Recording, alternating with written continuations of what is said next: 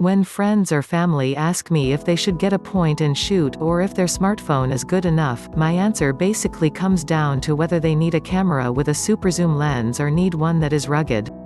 Picture quality isn't really an issue anymore since the newest smartphones are on par with the average point and shoot. If you want better pictures, step up to a large sensor advanced compact or a DSLR or mirrorless interchangeable lens camera. The Panasonic Lumix fz300 is one of the only cameras available that can turn that or into an and. Typically, if you want a rugged camera, one that can really handle drops and is waterproof, it won't have a very long zoom lens. The opposite is also true. If you want a lot of zoom, you're not going to find one that's extremely rugged. The fz300, however, has a superb 24x f2.8 25-600mm lens and is also splashproof and dustproof.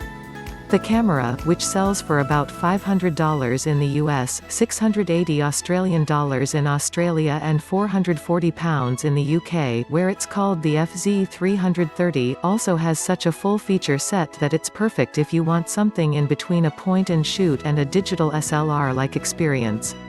Because it uses a 1/2.3-inch type sensor, though, a size typically found in point-and-shoots and premium smartphones, its photo quality doesn't compare to a digital SLR or a large sensor advanced compact, including Panasonic's own FZ1000. Losing some image quality is part of the price you pay to get the 35mm equivalent of an f2.8 600mm lens in a relatively compact and affordable package.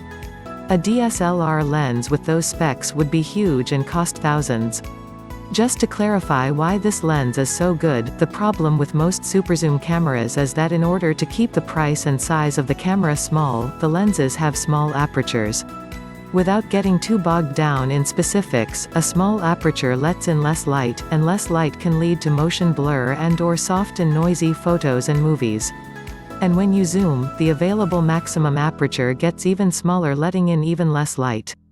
With the fz300's capability to stay at f2.8 throughout its zoom range, you don't need to be shooting in full sun or using its higher ISO settings to get a good shot.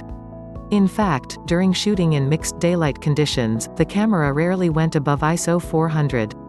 That's a good thing, too, because the JPEGs straight from the camera are a little on the soft side, especially if you head above ISO 400.